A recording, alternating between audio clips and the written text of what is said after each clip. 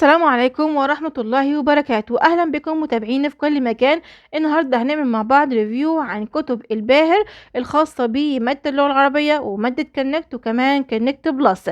إن شاء الله هنشوف مع بعض محتويات الكتاب وكمان هنشوف مميزات الكتاب.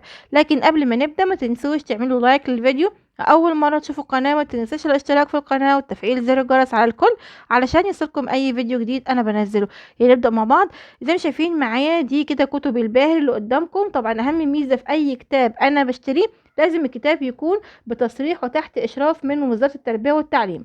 تمام كده. زي ما شايفين الكتب اللي قدامي كلها مصرحه من وزاره التربيه والتعليم. تعالوا بعد كده نشوف مع بعض محتويات كل كتاب. نبدأ أول حاجة بمادة كونكت. الكتاب طبعا عبارة عن جزئين، الجزء ده الخاص بالشرح وده الجزء الخاص بالامتحانات. تعالوا في البداية كده نشوف الجزء الخاص بالشرح. كده في البداية محتويات الكتاب دي كل اليونتس اللي موجودة في الترم الثاني. تمام.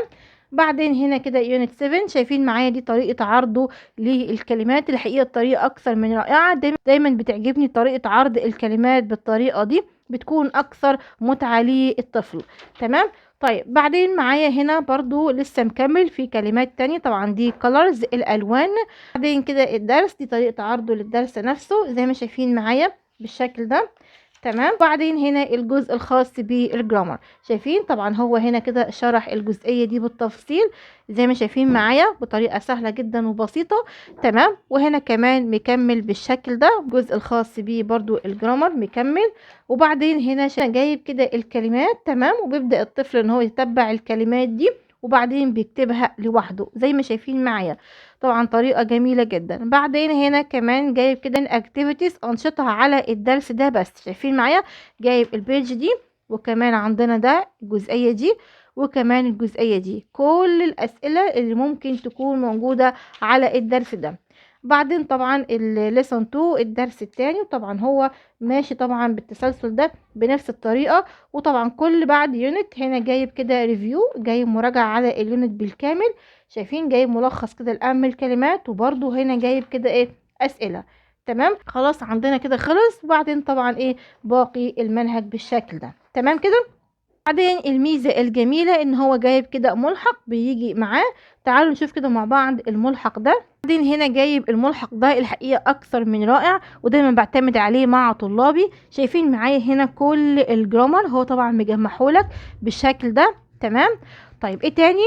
جايب كده اكتيفيتيز، جايب انشطة برضو على الجزء الخاص في الجرامر. تمام بالشكل ده.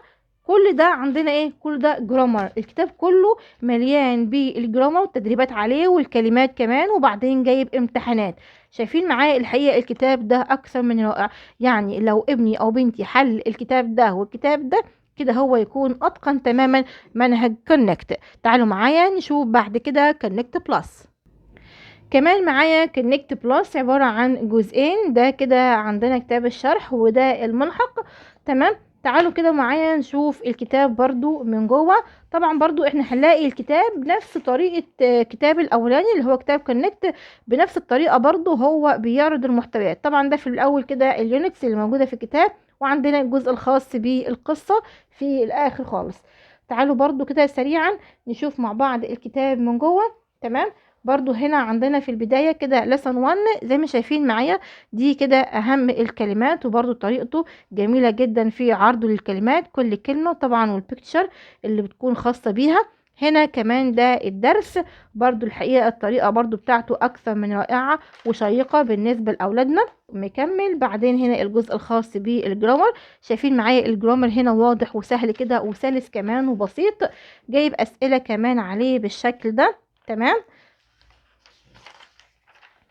تمام زي ما شايفين معايا كده. وبعدين هنا جايب برضو مكمل هنا كده الكلمات او اهم الكلمات على الدرس.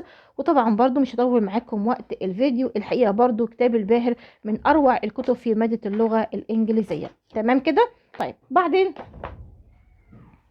بعدين الجزء الخاص بالامتحانات برضو بنفس فكرة كتاب كونكت، زي ما شايفين معايا برضو جايب هنا كده الكلمات كلها مجمعها الخاصة بكل يونت، وبعدين الجرامر، وبعدين كلها أسئلة. شايفين معايا كمية أسئلة كتيرة جدا.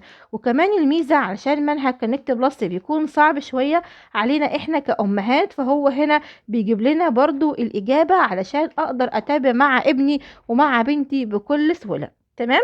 تعال حاجة معايا وهو كتاب اللغة العربية.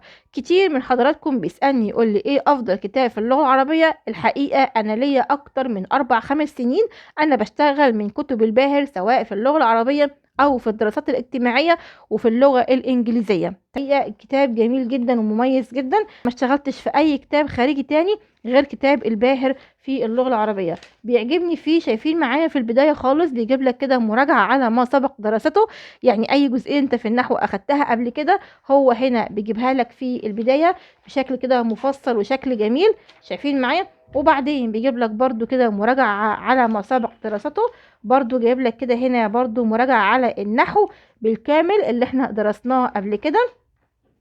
شايفين معايا؟ كل دي كده أسئلة، كل دي أسئلة مراجعة قبل ما يبدأ في شرح المنهج. شايفين معايا؟ كل دي أسئلة. بعدين هنا بدأ في الموضوع الأول. طبعا هو كمان بيجيب لنا قصص الاستماع خدها في كتاب الوزارة، لكن علشان هي للاستماع فكتب الوزارة مش بتكون حاطة الجزئية دي، بتكون بس مع المعلم. فبالتالي كتاب الباهر هنا جايب لنا قصة الاستماع دي علشان أنا أساعد بيها ابني أو بنتي ان انا اقراها له مره تانية. تمام. هنا طبعا جايب كده الكلمات او قاموس الباهر، دي الكلمه ومعناها والعكس والمفرد والجمع. هنا جايب ملخص الدرس كده عباره عن سؤال واجابه، دي طريقه عرضه كده للدرس. طبعا الدرس ده عندنا للاستماع. شايفين معايا؟ كل دي كده اسئله بس على الجزئيه دي.